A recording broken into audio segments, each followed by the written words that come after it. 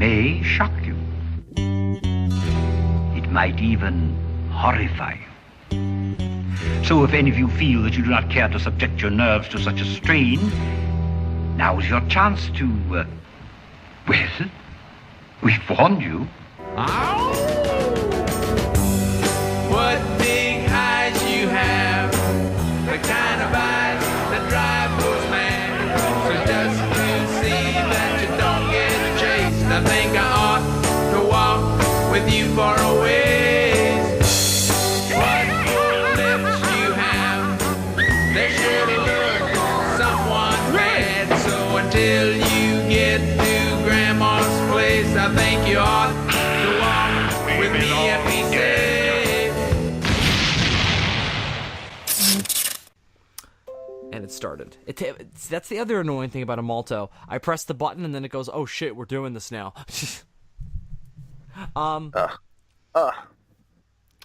Dylan's disgust at my audio recording software aside.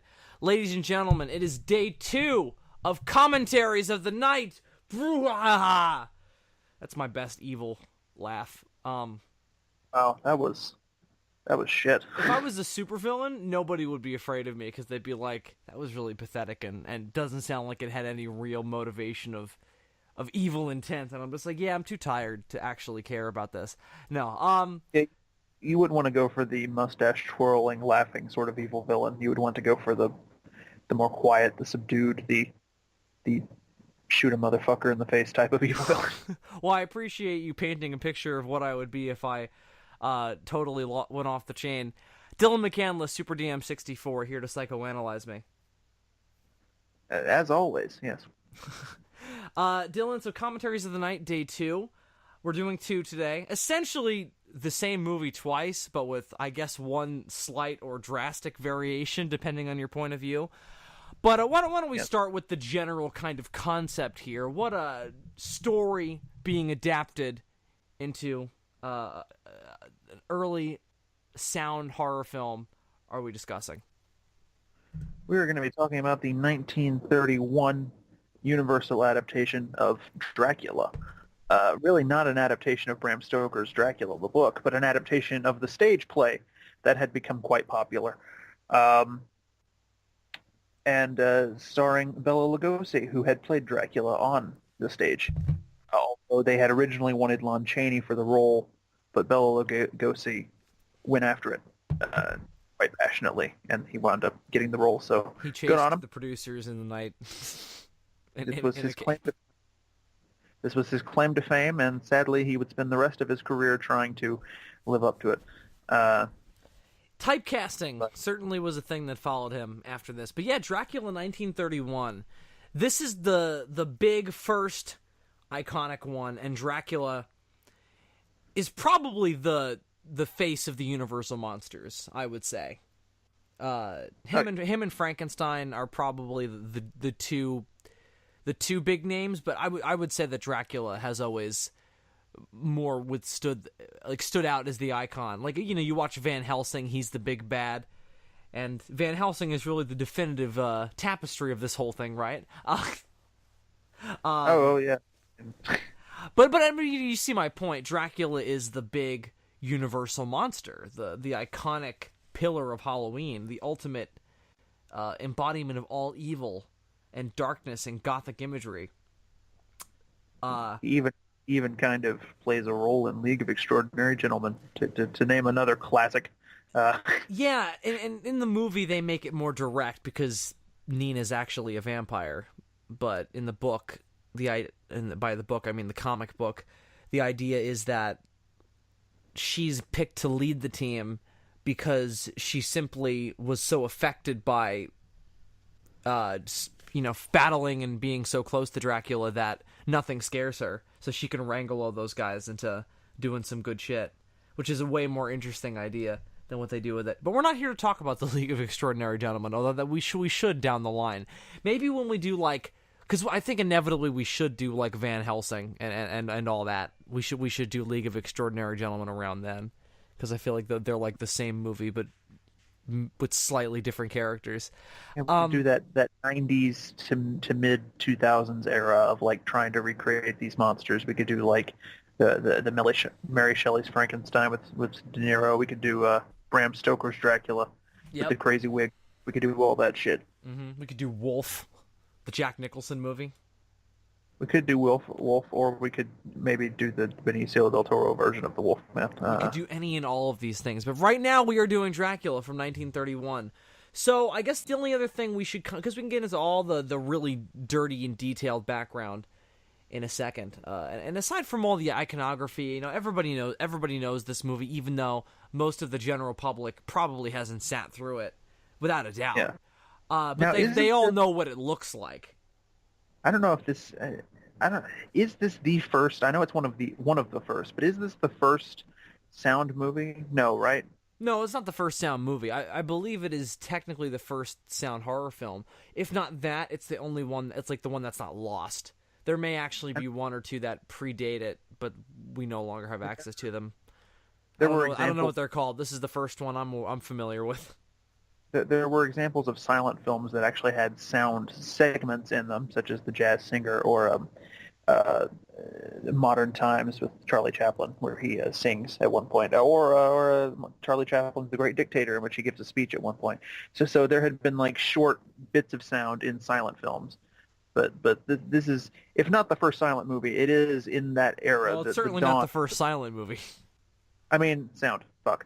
If it's not the first sound movie, it is one of the first, and it's in that era, the sort of dawn of the sound era thing. So it's very important for that reason. But aside from all that, all the importance and the iconography, do you like it? I like it all right, yeah. Yeah, I think it's. I think what it has above all else, I've talked about this in many other places over the years and years that I've rambled about monster movies on this bullshit social media site, is that it's got atmosphere, and that's a crucial element. An atmosphere can save a monster movie in some instances if it's got enough of it and it's consistent enough about it. Dracula is one of those movies, I think. I think that Dracula is one of those movies where narratively it's a little lacking. Characterization-wise, it's certainly not the deepest or most interesting version of this story. No. But atmosphere-wise, aesthetically, and one or two of the performances, it really stands out and totally makes it worth watching. If you're, a film aficionado, and if you're into this sort of thing, as a casual viewer of horror films, again, I think. Above anything, it's worth giving a go, but I can't guarantee that you're going to be able to sit through it. It's certainly very, very, very of the time, but in a very interesting way, because it's that borderline between silent and sound film, particularly horror films, and the hybridization of it is interesting, but very problematic as well in terms of like pacing and stuff holding up now. But for the time, I imagine, it was a fucking mind-blowing experience. Oh, yeah. And I think that's the crucial thing here. We can talk about it as we get into it, that it's a very loose adaptation of the book and a very faithful adaptation of the stage play, and also of Nosferatu, interestingly. It has a lot of issues in terms of holding interest, because it just kind of bounces all over the place and doesn't hold that, because again the book has that sometimes helpful, sometimes harmful approach of doing it with like letters and stuff and telling it firsthand. The movie obviously can't do that, so it takes this more kind of, well, now we're here, now we're there, and we're following these different people, so we don't really have a through line in that way. So that's the element of the stage play. Although I imagine in the stage play they've got to have more of like an overarching narrator or first-person perspective, like than this does, Like, because most plays have that kind of thing, like somebody who narrates it or whatever. Maybe not. I could be wrong. I haven't seen the stage play that was popular in the late 20s, early 30s, but we're about to see, like we said, a rather faithful adaptation of it. So I wonder if anybody still performs it. Like, I wonder when the last time was it was ever done. I have got to imagine that Dracula is one of those things that there's got to be a new adaptation of it that's become popular since then. It's that probably was heavily inspired by the way it was adapted onto the stage that first time very successfully. But you've got to imagine that it's one of those things like Phantom, or I'm trying to think of another example of like any kind of popular story. Maybe Wicked is another good example where the stage adaptation of it gets a modern spin, and although modern flourishes are important. There was also a few years back, there was like Danny Boyle's Frankenstein, which was like a very limited stage production that they did. So again, these things constantly get readapted. So we're not so much talking about the everlasting nature of the story of Dracula tonight, because that's sort of implied, given how many times it's been adapted and how many different ways it's been adapted since even this time. But we're more talking about the success and the importance, and how we personally feel about this particular version. And we're going to start with Bela Lugosi, but as I earlier stated, this will be the only day for commentaries of the night where we do more than one movie, because we're also going to be doing the Spanish version of Dracula that came out the same year, which has some drastic and slight differences that are worth discussing. So we're going to do that as a separate commentary. But Dylan, what else do you want to preamble? Well, regardless of whether Dracula is your favorite of the classic monsters, or whether because it's not, or whether or not you find him the most interesting, the one thing he definitely has, I think, over any of the other is sheer number of adaptations and versions. There's so many versions. He's fought Batman. I think they've all fought Batman, though, aside maybe from, like, the Creature from the Black Lagoon. It's like, Batman's fought everybody. Batman's fought the Predator. Like... It's true. On more than one occasion. This version of Dracula is not my Dracula, though. Well, I guess it kind of is, but, like, the versions of Dracula that I particularly enjoy are ones that subvert this interpretation, you know, where it's like, this is the foundation, and then they do something differently with him. Helsing is one that I really love, because they kind of start with this and then they do their own thing with it. So that's what I always enjoy. This pales in comparison to my personal favorite version or my personal favorite adaptation, which is the Christopher Lee Dracula, which also subverts expectations, which is why I also like that one, and I also probably prefer horror narratively to this, although aesthetically this is definitely more iconic and probably more memorable. Perhaps.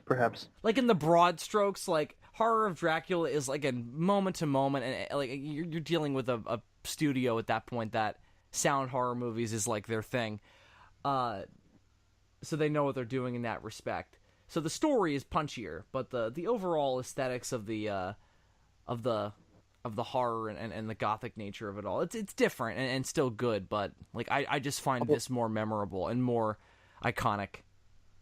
Although one thing that Hammer was very smart to do is that they kept to the look of Dracula's castle fairly consistent over the films, from what I've seen. So anyone who is familiar with that particular version of Dracula and is a fan of the Hammer horror Dracula franchise, has sort of a lot of iconography that shows up in between films. Anyway, we're not here to talk about Dracula. We could do a whole other series of commentaries. We probably will in the years that we're not doing a million other things that we've said we do. But let's do this one before we do anything else. So, you should have your version of Dracula, the widely accessible, one of the most popular horror films of all time. Film. You should definitely be able to get it. So, go into space and hack into the International Space Satellite up there and get it there. Whatever you got to do, just get Dracula 1931 up and ready to go. And I especially recommend a Blu-ray set called the Universal Classic Monsters: The Essential Collection, which has all of the films that we're going to be discussing in this commentary, except for 25 Phantom of the Opera. It has the 41 Phantom of the Opera, but we will not be discussing that in this commentary series.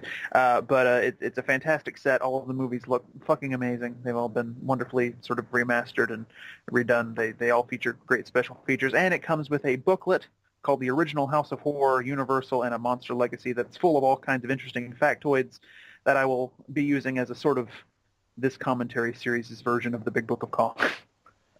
It's always nice to have that because otherwise we would just be sitting here going, so it's in black and white, and that immediately sucks. No. For example, I just opened the book and I found out that the reason, one of the main reasons Lugosi got the role after all is that Lon Chaney died before the movie started production. So that didn't work out. That's unfortunate for him and great for Bela Lugosi. So why don't we get into it then, D? Everybody, hopefully you've got it at 000 because we are going to be pressing play for Dracula 1931 in 3, 2, 1, play. Alright, so the Swan Lake music. It's great here. Yep. When they reused it in The Mummy, they were idiots. I wish they had, if they were going to do that, I wish they had kept reusing it, because I think it could have been like a theme song for the entire like franchise, you know, like the entire Universal. It doesn't fit all of them, though. No. I guess it would still kind of work for Frankenstein, but it wouldn't work for The Invisible Man. Or your Wolfman, or even your Werewolf of London, which we will also have to do at some point.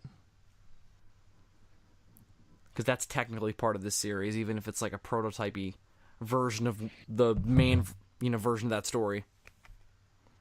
Now, fun fact, the cinematographer of this movie is Karl Freund, who, if I'm not mistaken, goes on to direct The Mummy. I believe that's true. Todd Browning, a man who also directed Freaks. What was that, a year later for Universal? Or that is for Universal, right? Something like that, yeah. And I believe that's a Universal film. And I would recommend everybody to go check out Freaks because that is a fantastic film in its own right. Todd Browning is somebody who had sort of made his career with Universal doing silent stuff before the sound era and managed to make that transition, which not everybody got to do. Now, these first lines of this film are being spoken by Carla Laemmle, the niece of the studio head Carl Laemmle, who previously, I pointed out, had been one of the ballerinas in Phantom of the Opera. She also hosted the late 90s DVD special about this movie for the Universal Legacy Collection. She did. And she talked a lot about how, there was a lot of hesitancy in those early years by Carl Laemmle Sr. to make these sound horror movies because he wasn't sure if they were going to go anywhere, but very quickly he saw that that's where the popularity and success lied, so he decided to go full forward and let his son, Carl Laemmle Jr., really take the reins on that. So, It's also interesting how long she survived. I mean, she's not a kid in this. She's a young woman right here, and there she was in the late 90s, talking about Dracula on a DVD. She only died in 2014. I read up earlier. Oh, really? Yeah, so she lived a long time. I wasn't even sure whether or not she had died. Interesting. She died very close to her. I think it was like her 105th birthday. So she did not live a short life. Damn. And that is very cool that, you have somebody like that who can iconically go like, I spoke the first, words in a sound horror film. So this is one of the big changes from the book that I'm not even sure if the play made, where Renfield is the one who goes to Dracula's castle. Do you know if that's also in the play? I do not know, although I would assume so because this film is pretty much the play, from what I understand.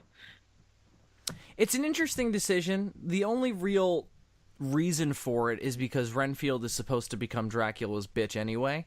So to have him be the one who goes to actually solicit him for the property makes sense. However, the issue that I was sort of he's in the book. I'm pretty sure he was just a crazy person who Dracula approached once he had reached London. Well, he's Jonathan's boss. In this, there's a little bit more of a. Pretty sure it's been a long time. I really wish I would have reread Bram Stoker's Dracula before we could have done this, but that is not something I did, and I know not something you did. So I don't remember. But I'm pretty sure Renfield was Harker's boss, and then when Dracula got back to London, or when he went to London, he was there waiting to be his bitch. I always liked Renfield being the one to go to Transylvania. It gives them a little bit more of a connection, I feel. Well, it gives him more of a reason to exist, and Dwight Fry is really good in the role. So the only issue is just Jonathan Harker becomes kind of a non-entity, and at a certain point, they kind of could be the same character. Like, you almost didn't need a Jonathan Harker. Right. But I remember one thing that surprised me when I read the book for the first time, because I was familiar with all of the film adaptations. And I knew that in the book, Jonathan was the one who went to Transylvania. But the first time I read the book, I was taken aback at how Renfield's character kind of seems to come out of nowhere at a certain point, and then he's there for the rest of the story. I mean, so I like establishing him early on. Yeah, that's another good thing. So all of this is very similar to the book, though. Like, all this is actually, like, it's not, like, we're saying how it's not a super close adaptation. It's not, like, way far off, though. Like, the biggest changes about it are Dracula himself, and, you know, Jonathan not being the one who goes to solicit him for the property, and the whole thing is obviously condensed, and condensed not just for time, but also for location. You know, it's all strictly takes place in London after a certain point, whereas the book goes back and forth between London and Transylvania quite a bit, actually. Although the play wasn't that far off from the book, I don't think, anyway. You know, and I think part of that comes from the fact that... It's not a super complicated narrative anyway, either. I think part of that comes from the fact that Stoker always wanted it to be adapted to the stage. Bram Stoker was kind of a theater nut. He worked in the theater as a I think a stagehand or something like that, and he wanted the book to be translated. It adapted. Yep. I believe he even wrote a version of the Dracula play. I don't know if it's the one that. I don't think it's the version that eventually got made into this film. Well, he apparently had like an idea casting for it, like some like theater head. There's a famous actor who he worked with, and I forget the guy's name. But this is a guy who like hated the book, though. Yeah, he didn't like it at all. So that's interesting the way we showed him there. Like, we see him get out of the coffin and everything. Like, that's a very direct way to show, like, okay, this is Dracula. You know, in the book, obviously, Dracula, like, it's all talk until Harker gets to this point. He sees the mysterious guy drawing the carriage who he doesn't see the face of.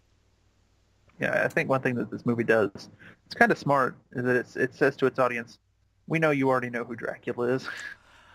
Is that is that smart? Because technically this is the first big budget look at him. Nosferatu never a direct adaptation of Dracula. Do you think maybe we needed a little more subtlety or a little more depth? But we're talking about something that's a staple of sort of the Gothic horror, like literature. So everybody knows it, even if you know that they haven't seen it on film. We're also talking about an era where a lot more people read than now. Right. So you make a solid argument.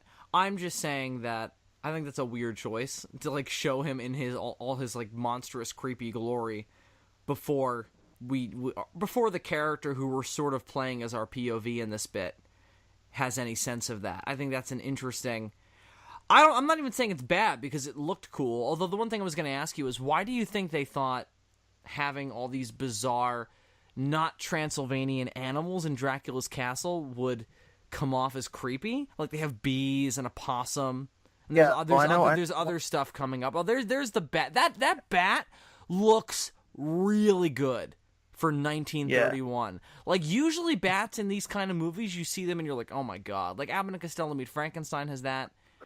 If I'm not mistaken, there's another bat later on in the film that doesn't look as good as that. But for some reason, in that shot, we'll laugh. It's inevitable. This is a movie from 1931. but for some reason in that shot you don't really see the wires, and so it just looks fantastic. I didn't see no wires. And it also didn't look like somebody was jerking it up and down. It looked like naturally moving wings. Because that's the problem with a lot of bats in early movies, is that you can always see the wires. You know what these movies... I'm sorry, go ahead. Well, I was going to say, to your question earlier, I know for a fact that they wanted rats, but they couldn't get them for reasons that I don't remember. And Interesting. So they settle for possums. And armadillos. There are armadillos in the castle. Armadillos are easier to wrangle than rats? Or I guess the disease is the problem there, right? Or the viciousness? Maybe. I'm not sure what the reasoning was behind them not being able to get... But an armadillo could roll up into a ball, and then you're just going to have a ball on camera, so... Maybe it's because they're in, Those bats California. don't look as good. There you go. Yeah, it's because they're in the light, man. That other one was mostly... Yeah, they're spotlighted against the background. This is all really cool looking go. See, here's the thing. I always just figured they got them because they were... Sorry, go ahead. I always got the armadillos because they're in California, and so there were armadillos around. You make a solid point. I think it's distracting now more than it would have been in 1931. I was just going to say, what these movies have above many other horror films is the vastness and detail of the sets that make them feel like real places. Like, this really feels like a true, horrible, gothic castle in the middle of Transylvania. But yeah, I do think that they should have gotten... Maybe they should have just not had animals then. Like, do you think... Or do you think that it gives Dracula's castle this different, more kind of alien feel? Where it's creepy not because there are creepy-looking creatures, but because it's different and off from the real outside world? Or do you think it's just ridiculous? Like, how do you think it kind of plays for an audience now? Or even for an audience then. How does it play in general? I don't know if an audience in 1931 would have been distracted by that. A less sophisticated audience who maybe doesn't know that there aren't armadillos in Transylvania. Well, did they see it as like, oh, that's something I'm not familiar with, that just looks off? I like how they didn't have the technology to have Dracula walk through the cobwebs as we've seen in some later adaptations. So they just cut back to Renfield and then cut to him and he's through the cobweb, and we're like, wait a minute. That is really cool, though, because I didn't even think about that. Like, it's not a super obvious cut. Like, that's a very subtle moment. Yeah, because that's a big moment in the book. Harker realizing that there's something off about this guy. He just sort of walks through these spider webs and. Right. Another big standout thing is Lugosi's performance is amazing.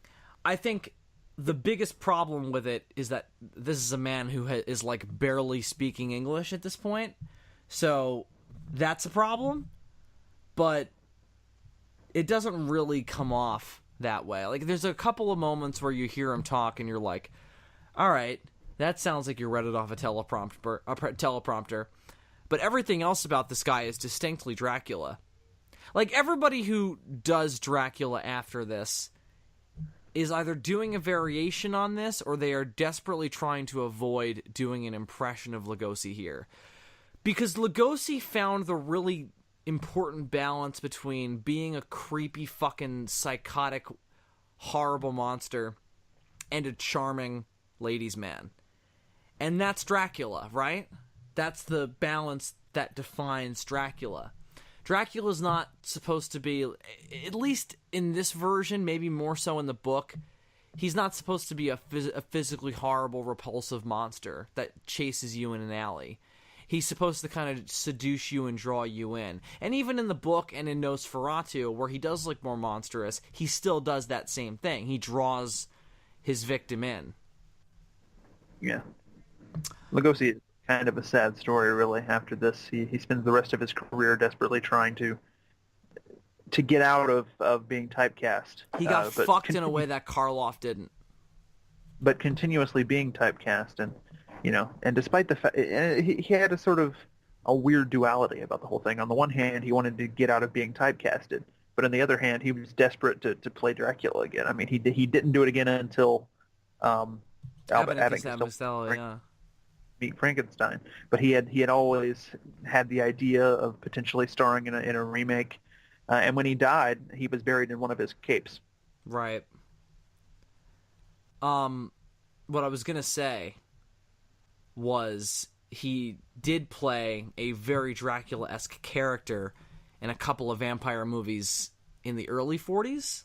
Because remember, Abbott and Costello is late 40s. Like that movie is a long time after this one. And when you watch it, his performance is actually kind of better in that. Because he's able to chew the scenery in a way that allows Dracula to have more of a personality. I mean, this is a better horror movie, and this is a better serious interpretation. But Dracula has more personality in that one, and I get a better sense of what he's about. But he's also more blatantly evil. This version is more abstractly evil, which is more faithful to the book, obviously. But speaking of Nosferatu, not only does this draw a lot of influence from the play, but it also draws a lot of influence from Nosferatu. Apparently the screenwriters who worked on this early on watched Nosferatu, like, frame by frame, and this is the particular bit right here, when he sticks his finger on the contract pen that they stole from Nosferatu. The crucifix is going to come down and scare Dracula off, which is it's identical to something that happens in Nosferatu. Doesn't happen in the book, and it doesn't happen in the play. So that's something that they specifically stole from Nosferatu. But it's fine, and was in fact like encouraged by all the rights holders, because Nosferatu was not an official version. So claiming that scene is like, sort of claiming it for the official rights of Dracula. And I guarantee that if you ask anybody about where that bit comes from, they'll probably, if they don't know that trivia, they'll probably think of it as coming from this. Like, I would have thought of it as coming from this had I not read that before we got on the call tonight. That effect, they do it several times in both this and The Mummy, where you get the sort of glow around Lugosi's eyes. That's one of the iconic things about this film and this version of the character. There it is again, and it's simply done by spotlights, tiny spotlights shown onto his face. How he doesn't blink is something.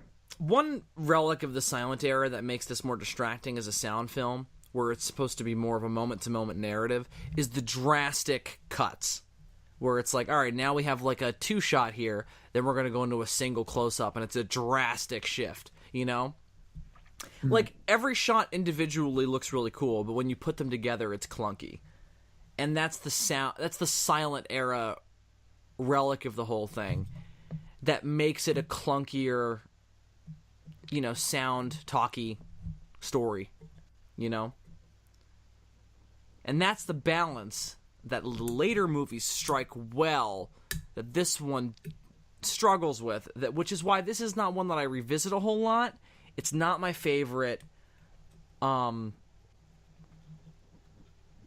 yeah, and it's also, I guess it's also why Dracula has never been one of my favorite monsters. Although conceptually, there are just things about him that just don't appeal to me. But yeah, this is a very important scene in any adaptation of the story, because this is the thing. The Bram Stoker had a dream of the vampire women coming to seduce him at night, and that was sort of the catalyst for writing the book in the first place. This is very male-like nightmare type of situation. Especially, this is a late 19th century, early 20th century story. Right. Well, there's always a theme in Dracula, in the book and in most of the adaptations that are trying to capture the same spirit of the book. There's always a theme of sexuality as being this inherently evil thing. And homoeroticism in this particular scene being sort of an evil thing. Where, yes, the women are going to pounce on him. That's more of a fantasy situation, and then suddenly Dracula comes in and stops that. That's the male nightmare part of this, And this is also the condensing of this version coming in, where, Harker's stay in Dracula's castle in the book is very extended, and Dracula feeding on him is a slow process. But in this, boom, Renfield is crazy now, and he's worshiping Dracula, and they're on their way to England. All the external shots of the boat in this are taken from a silent film. I don't remember what it's called, but they're not shot new for this. But Dracula will slowly but surely pick off the crew. I think he picks them off either one by one, or he kill. I can't imagine he'd kill them all in one swoop. You'd imagine he'd pick them off one by one. I don't remember. I know that it's a great in the book. There's there's like a whole chapter that's like told from the captain of the ship's perspective. Is like these sort of weird goings on.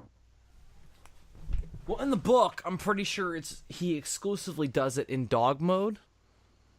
Because in the book, Dracula's powers are way crazier, is the other thing as well. Like, this is a very scaled back Dracula.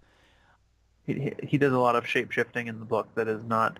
Well, I mean, it's obviously an effects thing. It's 1931. I mean, he just turns into a bat. I think they vaguely discussed him turning into mist. You know what? He does turn into a dog in this. We just don't see it. No, we see the dog running away, I think. No, we see characters saying, look, there's a dog. Right. So he actually does... It's probably all limitations of the film, where we just don't... That's a really great shot. Wow. That's a German expressionist shot right there. That's also very Godzilla 84, where they find all the people dead on the boat. That's another good movie. Now, Dwight Fry, from this point through the rest of the movie, is just at his best. Crazy Dwight Fry is so much more interesting than posh British Dwight Fry going to Transylvania. Yes, but the contrast is really good, though. Like, he was a totally straight-laced motherfucker earlier, and he's totally taken it. He was, the contrast is like right now he's the Joker. Before he was like a Bruce Wayne. The distinction here is massive, and I think that's a testament to his acting. He played a lot of very different roles over the years in Universal Monster movies. We'll come back to him. And I like how easily they die. While they're all good, none of them are as iconic as this one. I think maybe the next one is I guess the next one would probably be maybe more iconic, but we'll talk about it. I like how easily they diagnose insanity at this point in history. I mean, they just open the door and they see the guy smiling at them wildly, and they're like, "He's mad." I think the bodies around him had something to do with it. I'm like, he could be delirious. He could be, you don't know. Are you a doctor, Mr. Policeman?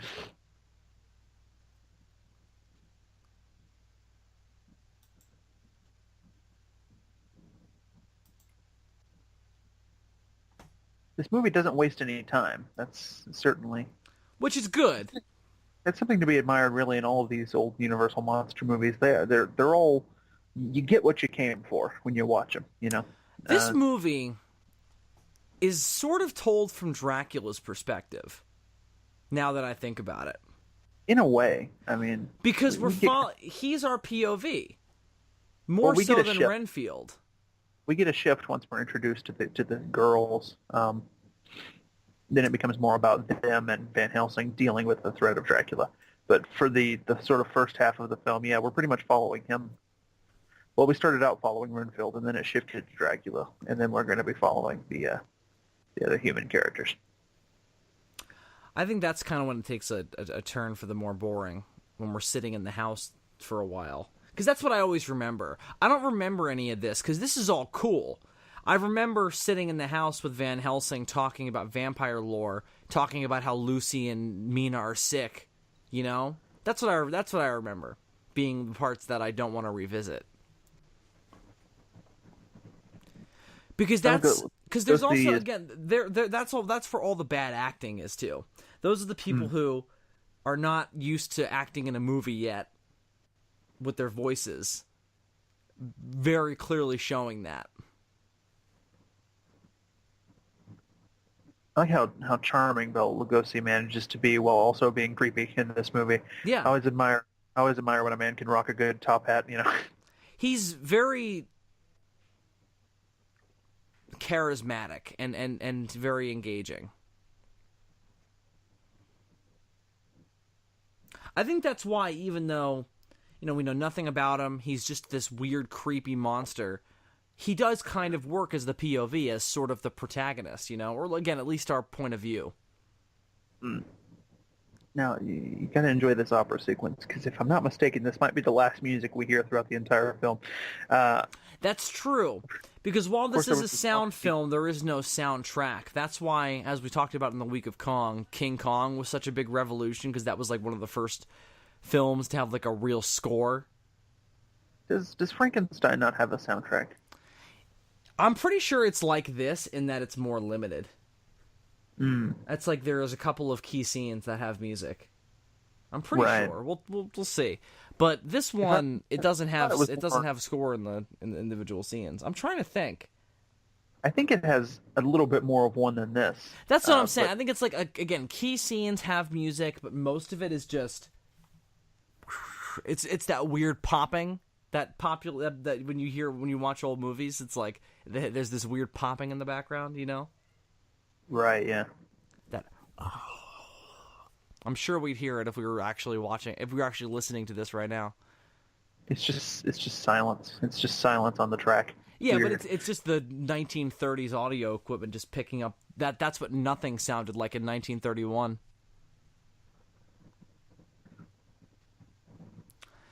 Jonathan Harker starts a tradition in movies like this that would populate many decades following, of the non-entity boyfriend. He does nothing. He offers nothing.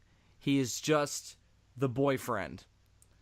And right. He is there. He is there to be concerned, and he sort of fulfills our lead because he's the one who does a lot of the actioning in the third act. But it feels really unsatisfying because we know nothing about him. We kind of don't like him. And we don't care. In the source material, he's presumed dead at this point, and then I think he pops back up near the end of the book. Because he knows that Dracula's out for revenge against his fucking girlfriend, and he's going to kill her. He escaped from the castle, but he spends a large portion of the book traveling back to London. Right. So you don't get a lot of him in the sort of middle section of the story. And so when they're adapting him into the play and then into the film, again, assuming that the whole Renfield-Harker change is also in the play, there's not much to go on with him in this part. And then later on, he has to sort of step up and be the one to be like, oh, kill Dracula. But then, none of the other... I don't think any of the other men are in this version, are they? Like Quincy or... I don't know, maybe. I don't remember Quincy. The guy who Michael Goff plays in horror. What's his name? Fuck. There's a Quincy in the book, isn't there? Yeah, Jonathan Quincy, I'm pretty sure is his name. Yeah, but what's I have to reread the book. Watching this is in my head. I'm just going, I must reread the book. Holmwood. Is it Ian Holmwood? Something Holmwood. Don't ask me, D. I actually really like Mina in this. Really like is a strong word. I prefer her over Lucy and over most versions of like a female archetype in this kind of thing. Like she's kind of different. One, she's a brunette, usually a blonde is your go-to for that kind of thing. So that's always a nice change of pace. But she has a little bit more of a oomph in her performance than a lot of other actresses would have in this early sound period. But even still, she's not amazing.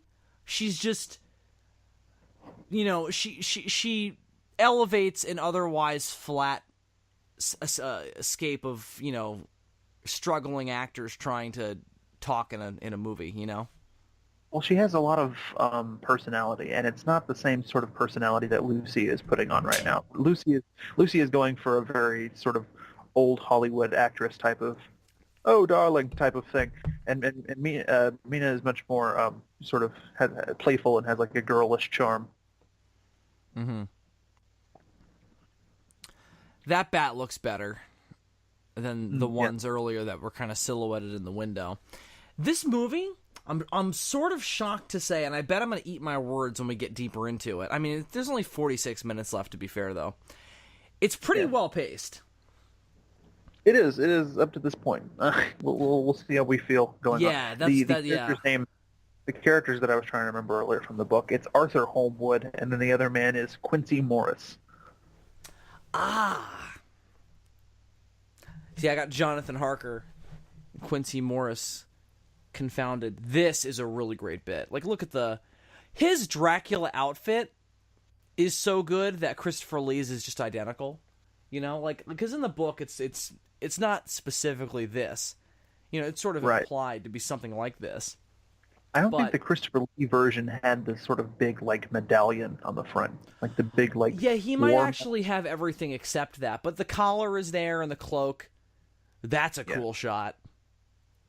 I mean, it's essentially just dressing like an English gentleman of the period, but with a billowing cape and fangs. Well, he's meant to look more bat-like in his overall demeanor. The whole bat thing is also something that gets emphasized more in certain versions, because again, that's just sort of an element of him in the book. The vampire is not distinctly based on bats. You know, it's kind of like how it's kind of like how in It, right? Like in the book, yeah, the clown is sort of like his main like avatar that he like shows up with a lot, but he spends a lot of time shape-shifting into other shit, and they don't do it as much in the adaptations for time and what have you, because that book is fucking long as shit. I mean, the audio version is 40-something hours. So you got to cut shit out when you adapt it. It's the same way with Dracula. You know, he can turn into a bat or a dog or maybe even a rat, if I'm not mistaken. He can turn into mist. He looks very rat. He's described... So in the book, I remember this, he's described as very rat-like early on. Like when Harker first meets him, he says he looks like a rat man. That's what they ran with in the Nosferatu. Nosferatu is based on that early description. And the idea is and we've talked about this before, the idea is as he feeds, he gets more lively and fuller, which I've always liked that idea a lot. The only version I know of that actually does that, adaptation-wise, is the Gary Oldman. Yeah, the Bram Stoker version. Or it's weird to call it that, but that's what the movie's called. The Gary Oldman, Francis Ford Coppola version, which is a lot better than people give it credit for, but still not a great movie. He starts that movie looking like fucking Palpatine in a red robe and a weird wig, and then he ends up being Gary Oldman. They went very far with that design. They should have gone for more of a Nosferatu thing. That, oddly, I think, tried to mix the Lugosi Dracula with Nosferatu, and it did not work in that specific design. Because, like, later on, when he's just young Gary Oldman, fine. But, like, the top hat and the glasses, that's all cool. I actually really like that coat he's got on. Like, design-wise, that's a cool Dracula when he gets young later. But when he has the red cloak and the big hair, no. I think he also borrows one thing from Christopher Lee's version. Christopher Lee was always really great about, like, he would act like a human and shit, but as soon as he, like, freaked out and tried to kill somebody, he would become very sort of, like, animalistic and just, like, that's a jungle cat. Lee's Dracula does not have the charm of Lugosi's Dracula. Lee's Dracula is the strict incarnation of all things evil. Like, even in Horror of Dracula, where he's pretending to be like this count, he's still very off-putting. He's still very, like, he doesn't have any charisma. He's just, like, totally deadpan. He's holding it in, is what he's doing. You can tell that he just wants to break Jonathan's fucking neck right then if he can with it. Right. But he's got a thing to accomplish, so Which is an interesting version, an interesting take. That's what I like about Hammer, and what I like about the different versions of Dracula is that they do different things with him. I like a version where he's just a fucking maniac killer. I mean, later on in the series, in the Satanic Rites of Dracula, he tries to engineer a super bacteria to wipe out all life on the face of the planet Earth. Like, holy shit. Which is also that's another thing that I can totally see him doing in different versions, because it also depends on how... This is also a character that's defined by his immortality. He's not just a vampire. He's also been around for hundreds of years. The book, I think, actually specifies how long, and it's in line with the age and time of, like, Vlad Tepes, although they don't really get... I believe the book doesn't get into that at all. like who he There are actually was. There are some very vague lines when Dracula is sort of talking about his family history, quote unquote, to Jonathan Harker, and he talks about like great battles that happened in the past, and you kind of get the sense that really he was He the one was who there, was in all right? It wasn't his ancestors; it was him. So there are very vague hints in there, but it's not like a huge thing. Like It's it not is like in in the in the Coppola movie where you actually see him in the armor fighting off people. I love his origin in that though. That's probably, if you're gonna look to like iconic, definitive Dracula, like if you want to know what Dracula's about, I mean, you should definitely watch that movie because that like this really digs deep into the aesthetic of what people like about that character and what people find creepy about that character. And that movie, like this, is also very sexual. And like the Hammer Draculas is very sexual. It is. It is. The most sexual is probably the Frank Langella version. I have never seen movie, that in full. That movie kind of makes the sexuality the entire point in like an almost pseudo Twilighty kind of way. Have you seen that? I haven't seen all of it, but I've seen bits and pieces. Is it worth watching? I don't remember it well enough to say, honestly. I see.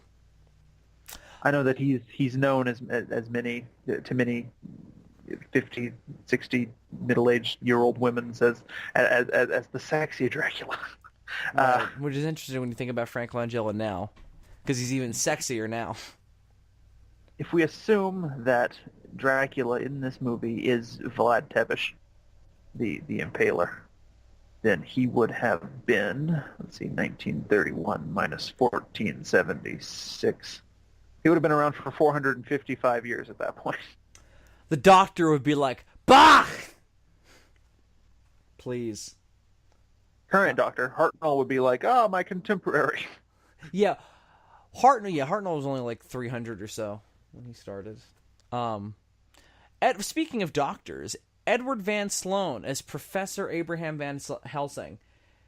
Speaking of like iconic definitive versions, I actually think that Christopher Lee, Peter Cushing's, potentially is more iconic, but this one, I would say it's more like neck and neck than the actual Draculas.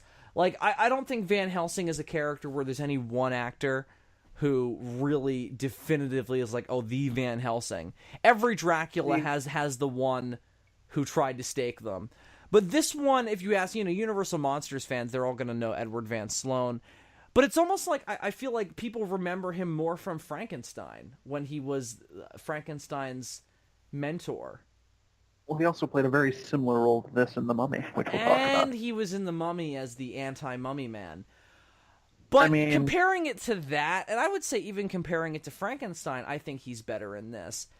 His role he's great in this. And I think this version of Van Helsing is also great. I love he is like, if we're talking Van Helsings, he's the Hartnell, like the first Doctor of Van Helsings. The old, right, irritable, wise, but sort of ambiguous, swarthy Van Helsing. He doesn't have the youthful energy that Peter Cushing brought to the role later on. He doesn't get as physical. Peter Cushing is like your Tom Baker Van Helsing. But he's very... I don't know, he's a great foil to Bela Lugosi. You couldn't pick a better actor to be the Van Helsing to Lugosi's Dracula. Because he's more because he's ancient. He's visibly old. And Dracula's super young and sexy in this version. Yeah, and I feel the same way about Lee/Cushing. I mean, that... Because Cushing has that very... And this is interesting given how he played Frankenstein. Cushing has that very benevolent face. You look at him and you instantly trust him. And again, not in every role, but he did that. He does it very well as Van Helsing. And also when he played Doctor Who. Wow, that's a very creepy shot. That's like the one good close-up in this whole movie. No, I'm sorry. That's not true at all. But it's like the one that doesn't feel like a massive jump from the wide shot. Now, would it have been impossible in 1931 to give the man some fangs, Yeah, that's an interesting thing that we don't have in this version, is Dracula doesn't have visible teeth. Because, I mean, I don't know, maybe they just didn't have... the ability at the time. Is But that too it's scary for 1931? maybe, perhaps. Because I don't know, I guess then it's like, oh, I'll actually stick my teeth into you. But this is pre-code, dude. But it seems to me like if 6 years previous, Lon Chaney did that amazing makeup as Phantom of the Opera, you'd think they could put some teeth on this guy. Right. I don't know.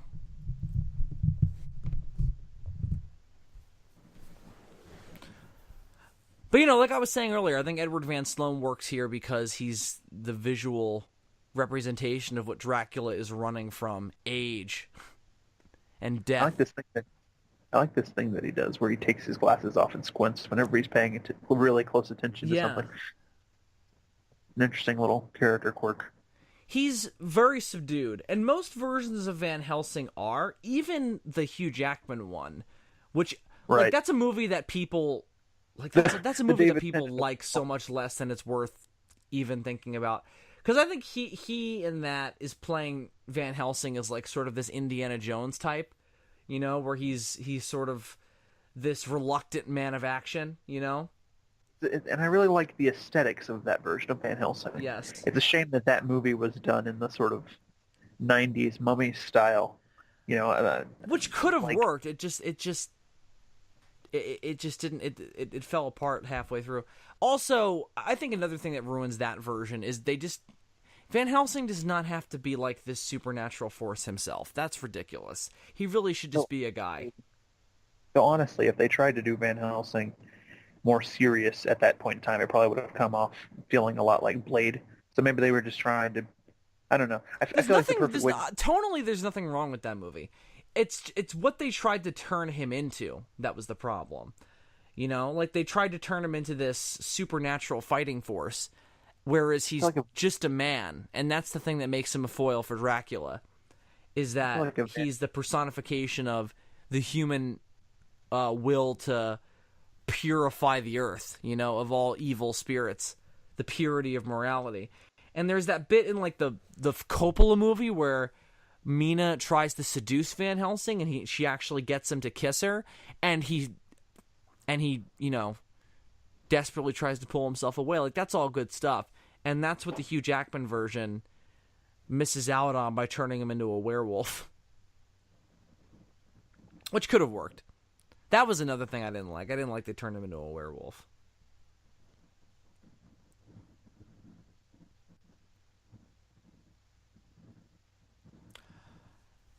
See, all this stuff in the house felt a lot more boring when Bela Lugosi and Edward Van Sloan weren't here. But now that they're here, things have certainly been elevated. But man, Harker sucks, doesn't he? Yeah, they're going for like a sort of a sort of Agatha Christie kind of vibe. It's a bunch of British people. Yeah, it's a murder mystery in a small location. It feels a little bit like a Doctor Who episode since we bringing that up occasionally. They're trying to pull off that kind of a vibe, and it doesn't quite work. You know who could have directed the fuck out of this? What? Is Alfred Hitchcock, because he does that kind of thing. Hey, man, Hitchcock would have done a killer Dracula at this time. He does that sort of thing so well in so many of his movies. Sure. A lot of Dial M for Murder, which is one of my favorites, is like this detective going across the details of what he thinks happened, and the guy who did the murder the guy who tried to set up the murder, like trying to talk his way out of it, and it's all intriguing. And if it had been directed the way this is, it would have been so boring. Right. I do think that Todd Browning, in the gamut of big Universal monster movies, he's not the strongest director, unfortunately. I think he has great moments, but in the overall scheme of it, his style has more flaws than a James Whale. Or See, I think what happened is, because as I said, he made his mark originally for Universal in the silent era. I think it's just growing pains. I think, this is the dawn of the sound era, and he's trying to adapt to it the same way that everyone else was. And there are a lot of limitations at the time with where you can put the camera as a result of the sound technology. We talked about that before when we were talking about Phantom of the Opera, how a lot of silent movies actually had better cinematography than what we got in the 30s and 40s because they could be more creative with where they put their cameras. Do you think Phantom of the Opera has better cinematography than this? I would say so, yeah. I think so too. I feel like he was just adjusting to all that because then he goes on to make Freaks, which is a fantastic film in every sense of the word. Man, this is a great bit. I'm sorry to cut you off. I just wanted to say this little subtle tete-a-tete between them, I think is a really good example of why they work so well together as the Van Helsing and Dracula of this incarnation. Because he tricked him into showing his hand, and he actually, like, this old fuck embarrassed Count Dracula, and Lugosi is playing that very well on his face. Yeah. I wish they got more scenes together. This is pretty much like their only bit where they're looking at each other in the eye, and he's telling him to go fuck himself. Yeah, because when he stakes him later on in the movie, it's pretty abrupt. I think they get one more scene together, actually, because I remember there's one bit where Dracula lunges at him and he pulls out a crucifix. I think there's one more scene between the two of them, and there's the bit where Harker talks about the dog running across the lawn, which is it's fine. We don't see that. I mean, I could care less. It probably wouldn't have looked. I mean, they could have just gotten a dog, realistically, though. Right, because I mean, later on in Universal movies, whenever they do Dracula turning from bat to man, it never really looks that great. Yeah, like the animated style in Abbott and Costello was always off. Or what was it? Was it House of Frankenstein? We got to see that, and with fuck, what was his name? Carradine. Yeah, John Carradine. Yeah, John Carradine. Yeah.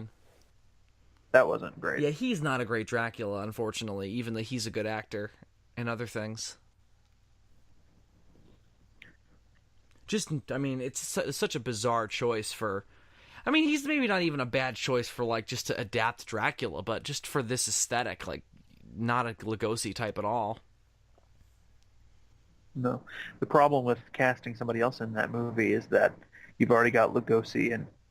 or not Lugosi, you've already got, like, what's his name? Shit. Lon Chaney, you've already got him there as the Wolfman, so you can't just have him you've already got a problem, like, Karloff is in it not playing the monster. So, they're already changing some of the roles, but the monster is actually barely in that movie. He's only in it, like, at the very end. It's true. That is also one of the few movies that actually has decent continuity with the last one. Because where the monster and the Wolfman are makes perfect sense with where they were in the last one. Because one thing that Lon Chaney had that none of these other Universal monster actors had is that he has the one big monster that he's famous for playing. We're talking about Lon Chaney Jr. now. Yes, Jr. He has the one big monster that he's known for playing in The Wolfman, but he also proved himself to be quite capable of stepping into any of their shoes. I mean, he played the Mummy on several occasions. He played the monster. He played Son of Dracula.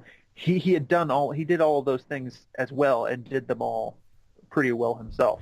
Nobody else really has that. I mean, when Lugosi tries to step into the role of Frankenstein, it doesn't work at all. Karloff kind of has it because he had the Mummy. He pulled that off.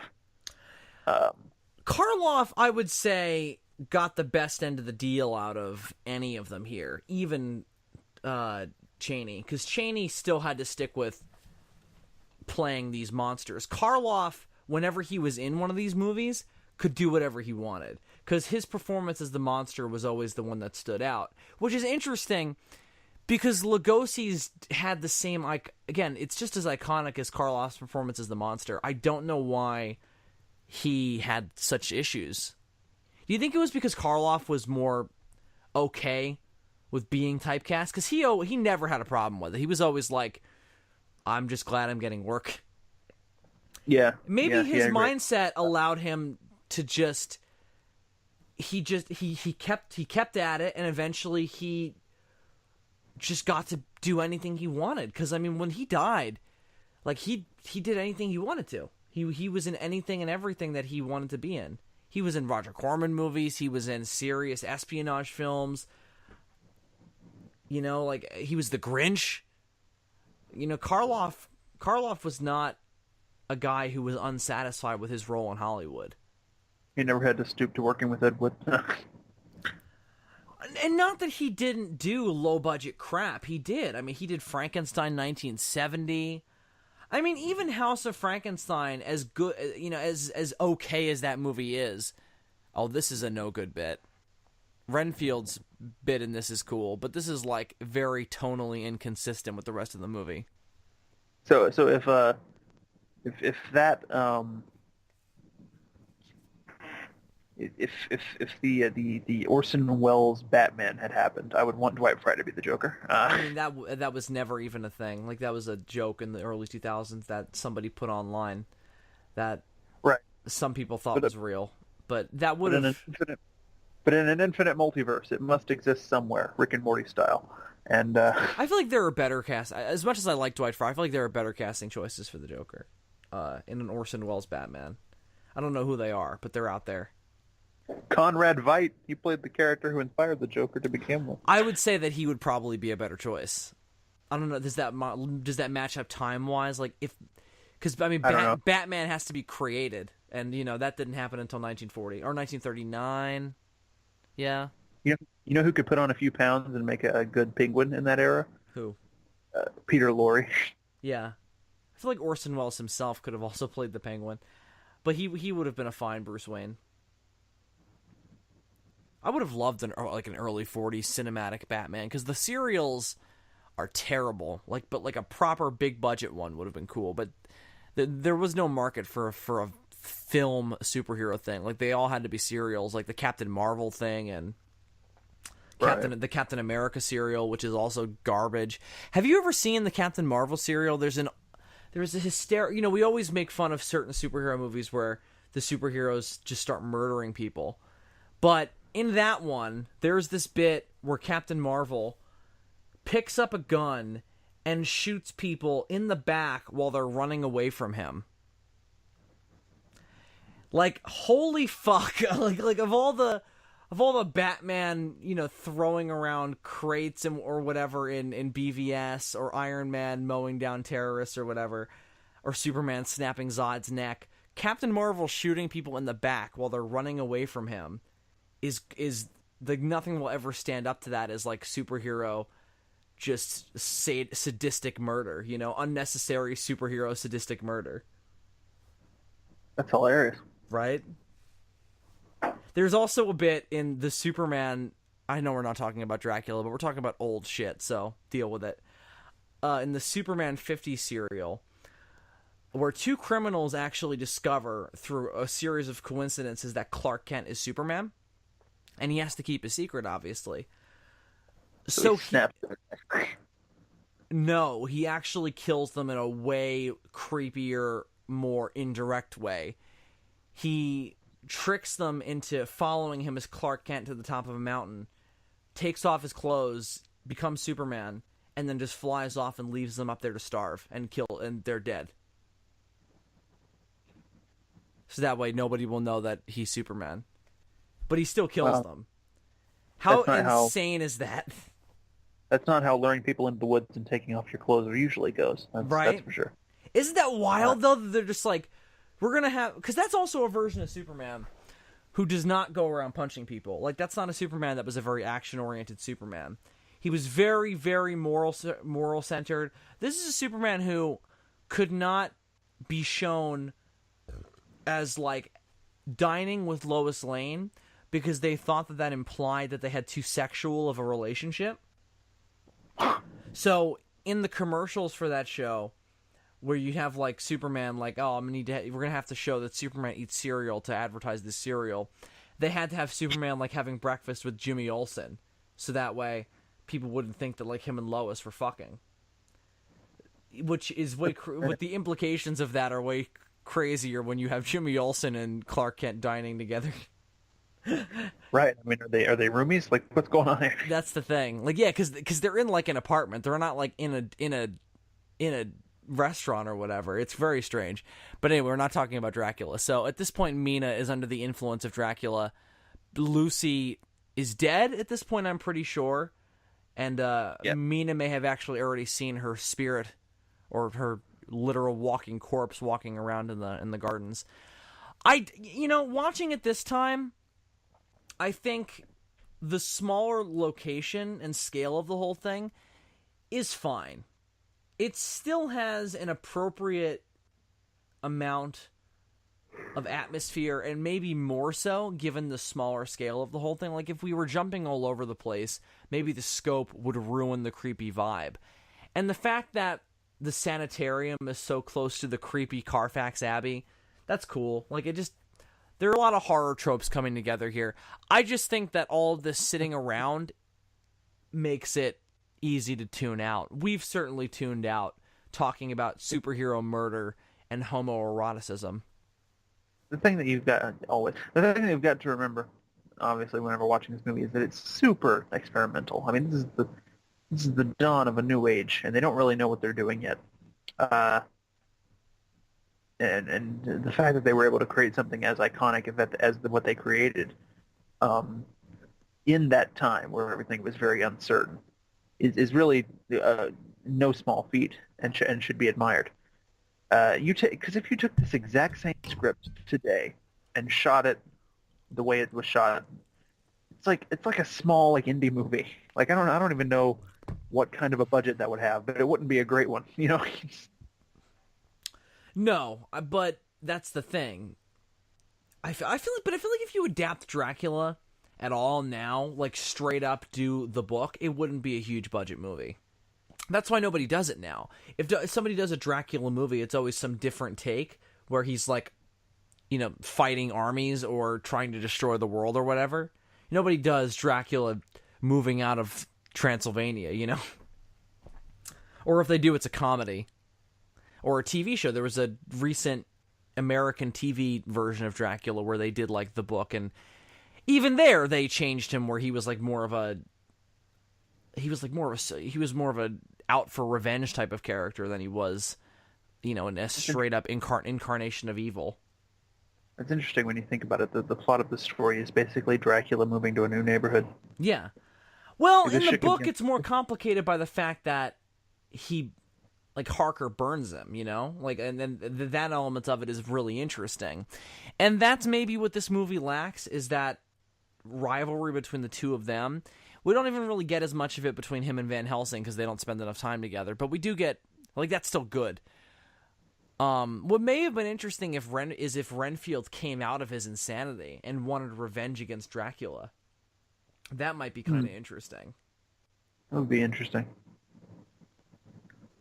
And that might be better than Harker being like, "Hey, you tried to take my girlfriend, oh."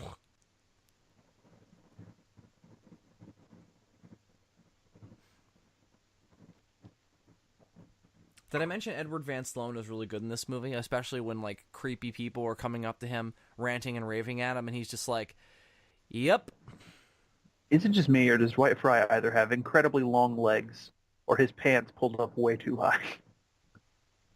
Yeah, it looks like it's up to right below his chest.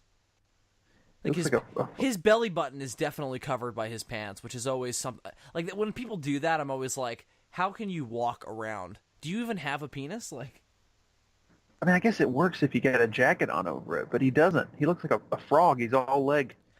I mean, he's got suspenders on, though. He's clearly supposed to have a jacket on, but he's in a sanitarium. Why don't they give him more comfortable clothes, though? Maybe he's refusing it.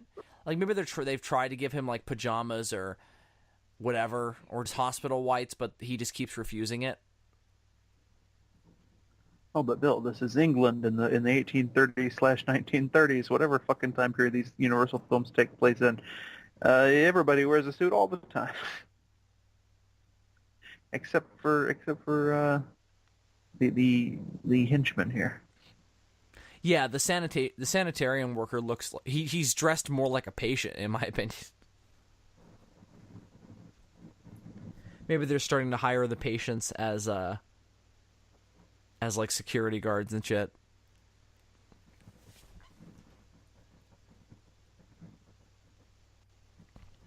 Who's?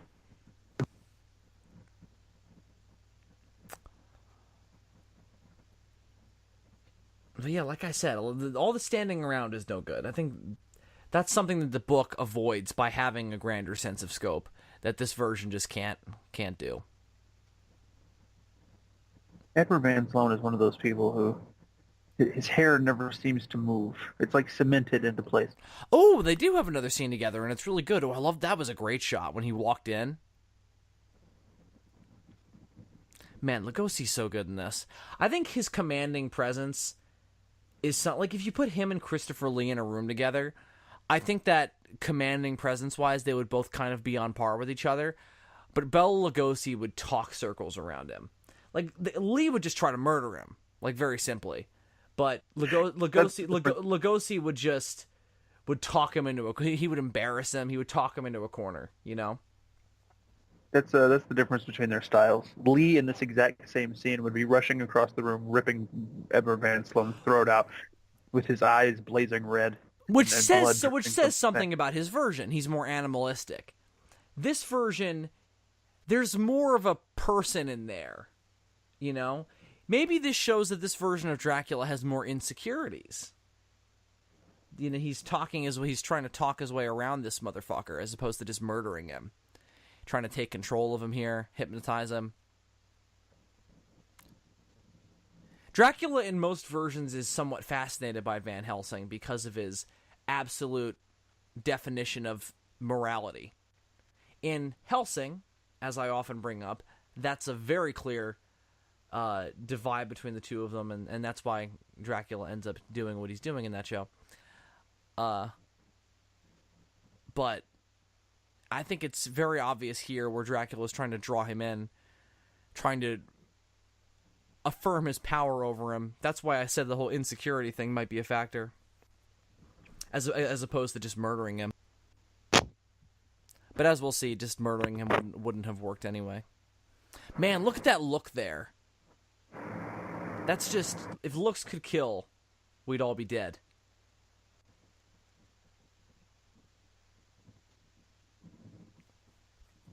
You know what he and Lee have on par with each other as well? The facial expressions evoking all the vampirism. They both do that really well. Yeah. Man, I feel like Edward Van Sloan is just so crafty, and every motion he makes is interesting.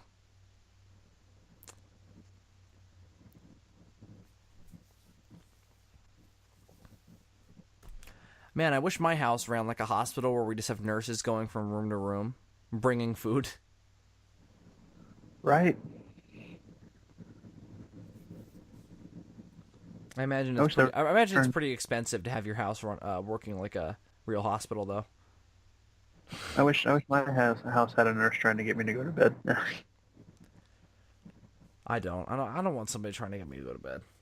I'll go to bed my own goddamn time.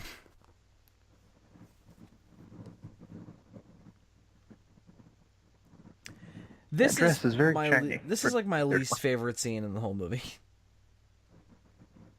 Yeah, there's always a scene, isn't there, where Mina drags Jonathan to the side and says, "Hey, let me suck your blood." Hey, let me try to murder you. And he's like, "Hey, bitch, I'm not about that kind of shit." Or it'll be like, "Hey, I'm turning into a vampire. Want to fuck?" And he'll be like, "Wait, what?" I mean, yes, but what?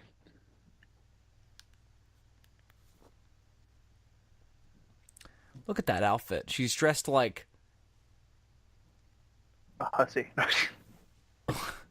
She's dressed like a Jetsons character. It is very shiny for 1931. Like a fucking space age like governess. I think it's satin. It looks like satin to me. Look at the way the shadows get cast over it. You can. She looks like she's right out of like The Great Gatsby. If F. Scott Fitzgerald had done a Dracula movie, it'd be very much like this. Where was that nurse running to? Away from all this bullshit. You know what else I like how irritated and like somewhat mystified Edward Van Sloan always looked. Like people are always walking up to him and he looks displeased that they're talking to him. You know? I appreciate that. I respect that.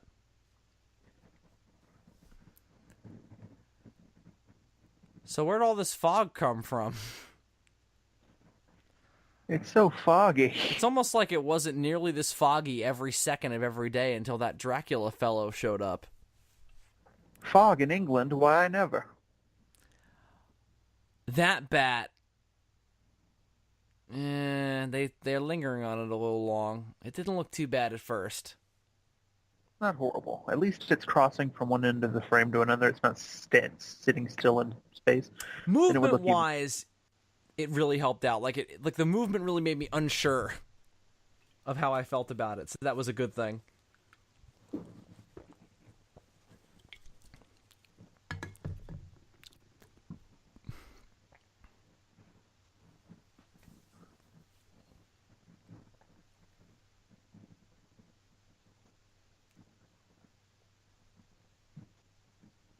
I don't think they do the thing in this version where they stake Lucy separate. Like, I think they stake her at the same time that they stake Dracula in this version, don't they? I think they stake both of them at the very end. They go into Well, I mean, they stake Dracula in Carfax Abbey in this version, which is very different from the book, where they stab him with silver knives in Transylvania.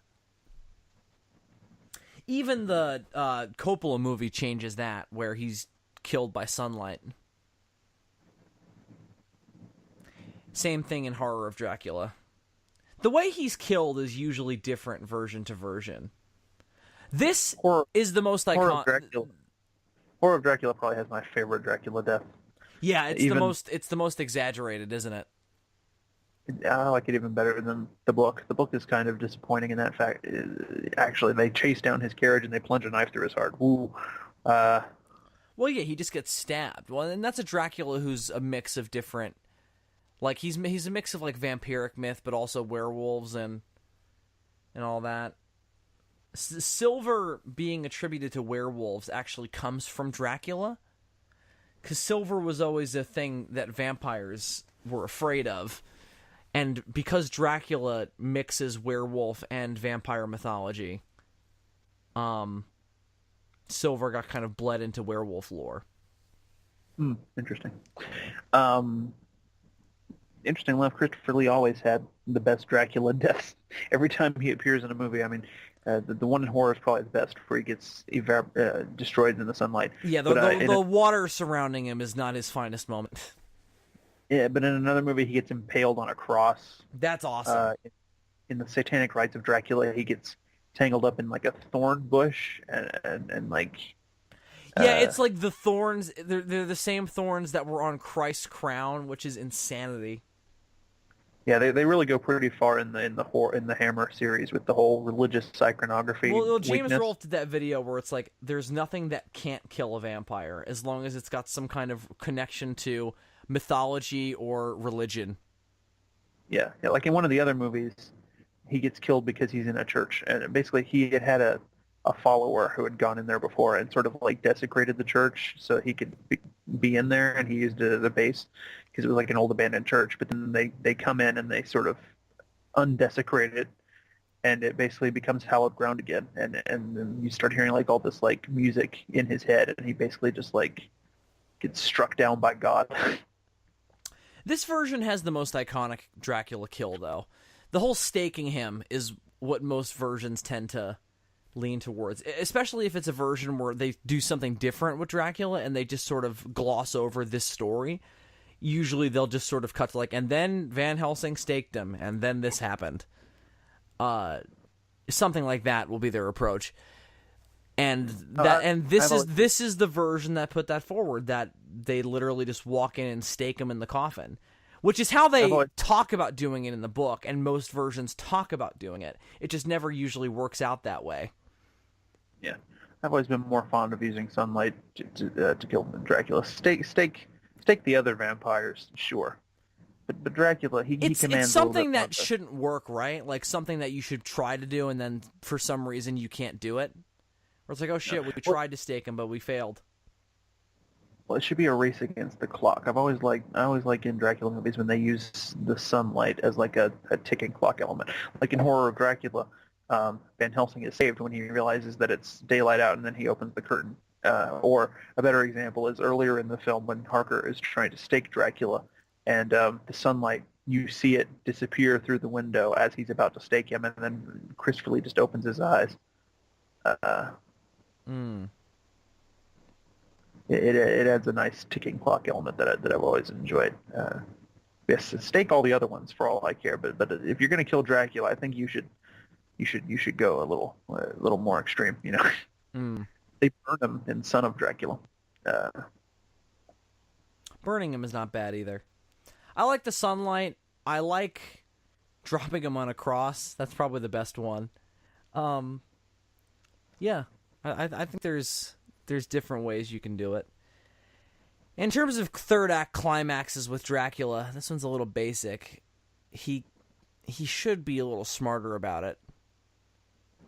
I mean, he knows they're going to come after him. This version, again, we don't really get a good enough sense of his powers. He should be cockier about what he can do to them if they do try. But, you know, in this version, as it stands, it seems perfectly reasonable that they should be able to take him out, which is, like all they do is they wait until he's weak, and then they go in and they stake him.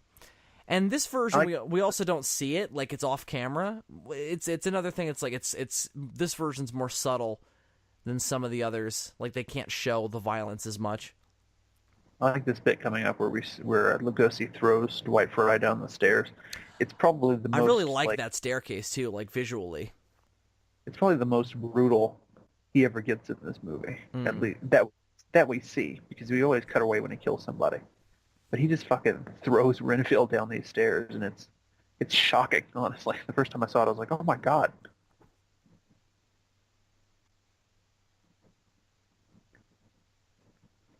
He's very hypnotizing, and that's another thing that I think he might have over Lee, is that hypnotic movement. That's another thing that he does more than that version does, though. Yeah, man, look at that. Ooh. See, they really pushed him down those stairs, too. You know, there's no way to fake that. Well, this is 1931. There's no faking these things. Like, they really threw Dwight Fry down those stairs. I'm sure they planned it in such a way where it's like, how can we do it that won't kill him? But it probably could have. I'm sure that when he fell off the side there, he fell onto a mattress or something. Yeah, well, I'm sure there was a mat there. Although I'm not convinced of it. I'm confident. Maybe. I'm hopeful.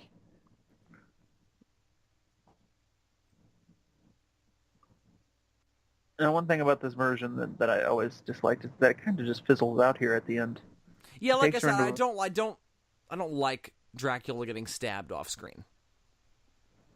Well, that, and I mean, he just takes her into his house, and you know, it's next door. Like Van Helsing knows how to get there. Right? Yeah, like that's what I'm saying. Like Dracula is an idiot, and he never kills her. Like he's like, all right, I'm going to bed now, peace, and he just leaves her. Well, he thinks he's already got her under his power. Again, if he was more openly cocky about this whole thing, it would make sense. But he just comes off as an idiot. You know, like, oh, I played my hand way too early. They all already know I'm a Dracula. So, realistically, I should be fucking off as opposed to trying to steal their woman and moving next door and just going on business as usual. It doesn't work. Like, Christopher Lee is so much smarter in Horror Dracula. There's that great bit where they're trying to find his coffin, and then they realize that he's moved it into the basement of their house. Yeah, I think narratively they forgot that they were supposed to have something clever or exciting happen here, and they just had to end it. They were just like, how can we end it in a way that makes sense? All right, we'll just have to have them go into his castle and stab him, and it won't even be his castle. It'll be this Carfax. I've always liked the idea that Dracula has to sleep in the earth of his home soil, though, in order to survive at night. That's in the book, I'm pretty sure as well, but I've always liked that. Because the idea of them being the living dead makes more sense in that case. Lucy's not here. They never staked Lucy. Are we supposed to assume that she just died after Dracula got staked? I guess. She was described as just being a ghost wandering the gardens earlier. But yeah, when he gets staked, it's represented by her showing some pain there, which I guess isn't terrible. And she's a pretty good actress and very hot, if I haven't mentioned that already. But it's a good way of showing that in 1931 without having the ability to actually do so. right, but even still, I would have preferred seeing, I've been stabbed. That was the death of Adam Sandler. Yeah.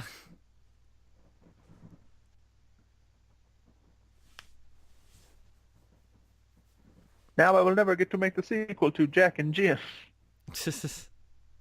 And I'm just like, thank fucking God. Two Dunka, two Chino. Why do these boyfriends always wear their nice suits when they go murdering monsters? Put on some put on some jeans. Put on. Again, it's England. It's the 18. Is it? Something. There were cars earlier in the. Well, is it not the present day? That's the interesting thing about these It's Universal horror movies. It's the interesting thing about all these Universal horror movies. They both have the 1800s aesthetic while also having the 1930s like technology and shit. It's weird. It's this weird mixture. It's this sort of chronological Neverland. And it's not even that I don't like it. It's just it's bizarre. I do I do like it actually. It's very Batman TAS, like a mixing of different time periods. Yeah, I like that kind of thing a lot. I think it gives them something very unique. Mm-hmm. But I do think Hammer was smart to be more firm about setting it in the past. Yeah, definitely. So, D, that was it. That was the end. Dracula 1931. What did you think about it this time we watched it? Same thing I've always thought about it. I think it is just fine. I liked it considerably more this time. It's got some great performances, and it has moments where Browning and Freund get to do really cool shit visually. But for the most part, it's pretty flat, and the limitations of the time and the experimental nature of doing full sound films at the time are definitely factors that play upon it. I just think it's a mixed bag. I think the good stuff is really good, and the stuff that is flat is super flat. I think you said it the best there. But I think it's also like there's a certain point where it doesn't feel that way, where it feels well-paced and like everything that's going on is cool and engaging, and then we're just sitting around in a house for 40 minutes. And that's where the movie really loses me. And I think that's just it's a testament to the time and basing this on a play so much and losing the scope of the novel that might actually work better for a movie, but not in this time period, unfortunately. But where the movie really shines, and really most versions of this story shine, is in your Dracula and your Van Helsing. You have the quintessential, iconic portrayal of Dracula with Bela Lugosi, and you have the sort of perfect counterbalance in Edward Van Sloan as Van Helsing. And they play off of each other very well, and they're both super entertaining to watch.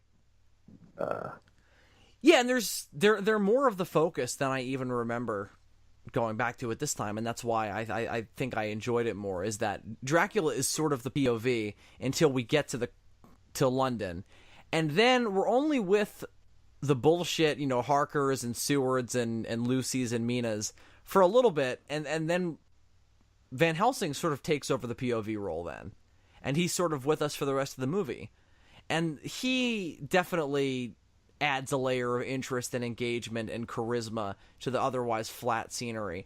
And he and Dracula's rivalry, as you said, is just spot on. And this version is very iconic in and of itself, as opposed to all the other versions, maybe even more so. So that's all good as well. But yeah, it's got a lot of dry spots in it, don't it? And in the pantheon of Universal monster movies, it's got more dry spots than the others. And it's got less excuse, or maybe just less stuff that allows it to be excused than some of the other ones. So we'll talk about why when we get into those, though. So Dylan, that is Dracula 1931. Is there anything else you'd like to say before we move on to the next totally different movie? That's definitely not almost exactly the same. No, I think we've just about said it. All in all, this is a good start to the official Universal Monsters cycle. Phantom of the Opera. The golden age of sound horror starts here. Exactly. The Phantom of the Opera was sort of a precursor to it, and that's why we covered that.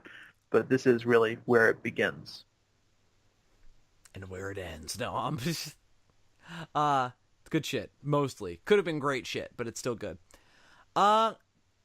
We will not be leaving Dracula, though, from 1931 yet, because we are going to be switching languages and switching cinematographers, very clearly, and directors, as we jump over to the Spanish language version of Dracula, produced for Mexico and all the Latin American and Spain itself, I would presume, markets, because this is a time when, silent movies, you could just switch out the intertitles, but, now in the sound age, what do? Do you dub, or do you just reshoot it on exactly the same sets with actors who just speak that language? We'll see which approach works best, and we can talk about it when we talk about the Spanish version of Dracula. So join us later today for just that. Until then, I'm Bill Worster, a.k.a. Zazubaar. I'm Super DM64. And I don't remember what the outro was for this, so just watch out for dogs running across your lawn, and please show it. Don't just throw it off as an offhanded comment and then look away. Just show me the dog, goddammit. There you go, that's a good outro. Show me the dog, goddammit. Till next time. Oh, fuck.